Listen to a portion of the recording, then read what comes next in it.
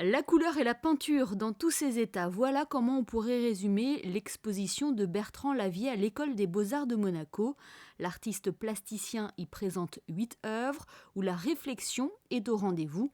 Cette peinture, par exemple, représente deux jaunes soleils, deux nuances qui portent le même nom et qui pourtant ne reflètent pas le même aspect. Bertrand Lavier montre ainsi le décalage entre les choses et les mots qui les désignent. Autre pièce de son exposition, des sculptures en bronze telles que ce Boli du Mali ou encore cette réalisation en néon intitulée BAFT 2. J'ai créé cette série d'œuvres en pensant que je pouvais peut-être, de manière très littérale, renouveler le genre de la peinture en tube, puisque la peinture en tube, au fond, elle est née avec l'impressionniste. S'il n'y avait pas eu de tube, de couleur en tube, on n'aurait pas pu faire de l'impressionniste, parce que les peintres avant ne pouvaient pas aller dehors. Et puis là, le néon permet de jouer la couleur de manière pure. Alors, je ne suis pas le premier à utiliser du néon pour faire des tableaux, mais en général, la plupart des artistes, quand ils utilisent le néon, c'est souvent ou pour dessiner ou pour écrire. Mais généralement pas pour peindre. Il y a deux artistes qui m'ont précédé, qui a une histoire de la couleur avec les néons, qui sont Dan Flavin et Robert Ewing, qui sont des artistes américains.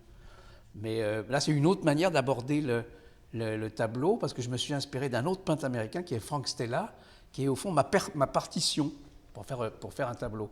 Depuis ses débuts, Bertrand Lavier s'inspire du réel, une inspiration débordante où l'on retrouve souvent un clin d'œil à l'histoire de l'art, car l'artiste s'approprie les gestes des plus grands noms de la peinture. Il y a 3 ou 4 façons de peindre. Il y a la peinture très lisse, qui est la peinture classique. Et puis dans la modernité, la peinture moderne est arrivée avec Van Gogh, donc cette touche haute patte. Et puis après, il y a le coup de pinceau un peu expressionniste qu'on retrouve dans d'autres tableaux. Ce sont des grands gestes de la peinture que je m'approprie. Et donc, par exemple, le panneau paysage ex-soi, c'est vraiment une définition de ce que c'est qu'un paysage pittoresque. Un paysage pittoresque, c'est littéralement un paysage qui est digne d'être peint. Et donc, les gens qui s'occupent du tourisme ont déjà vu que ce paysage était pittoresque. Cézanne l'avait vu avant eux.